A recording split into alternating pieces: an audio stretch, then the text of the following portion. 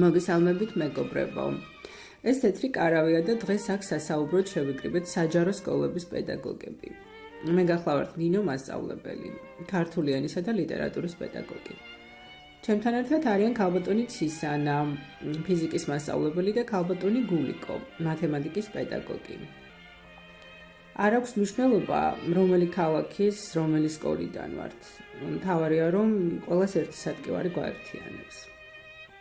პირადად მე ერთ-ერთ ყველაზე დიდ პრობლემად მიმაჩნია ის, რომ დღეს წიგნიერება არაფერს აღარ ნიშნავს.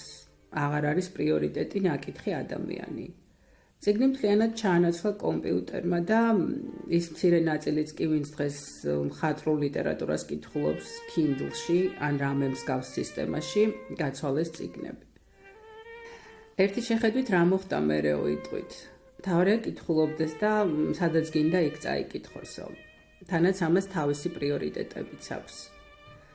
გეთანხმებით, მთელი ბიბლიოთეკაა ჩატვირთული ერთ წიგნის ზომაში და წონაში.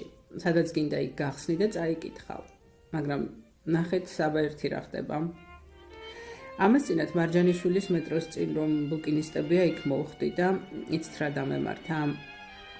იმ წიგნებს, რასაც ჩემს ახალგაზრდობაში სანთლით ვეძებდით და რიგში ვიდექით, რომ წაგვიკითხა, ერთს ლარად ან 50 თეთრად იყიდება და არც არავინ ყიდულობდა.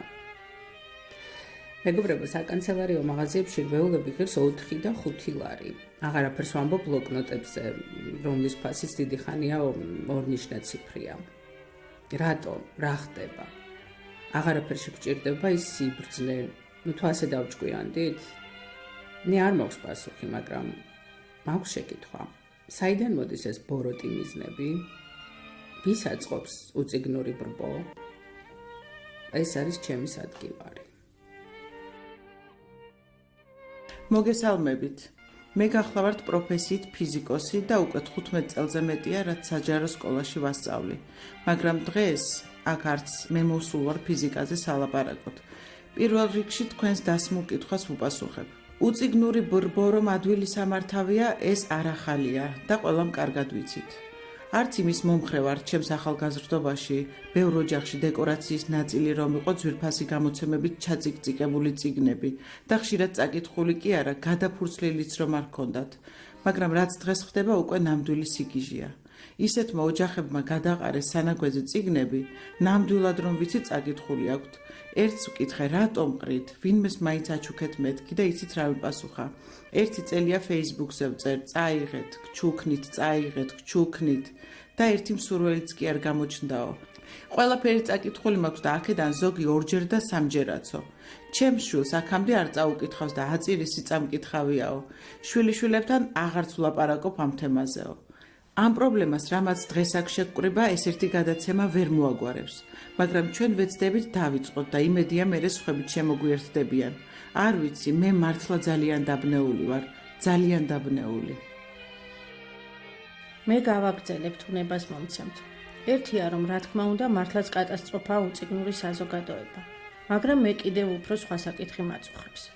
მიუხედავად იმისა, რომ მათემატიკოსი გახლავართ და ყველა მათემატიკოსი დამეთანხმება, თუ რა დიდი სიამოვნებაა, როცა რაიმე რთულ ამოცანას ამოხსნი. მაგრამ განა რამე შეედრება იმ სიამოვნებას, რასაც მხატვრული ლიტერატურის კითხვა ანიჭებს ადამიანს.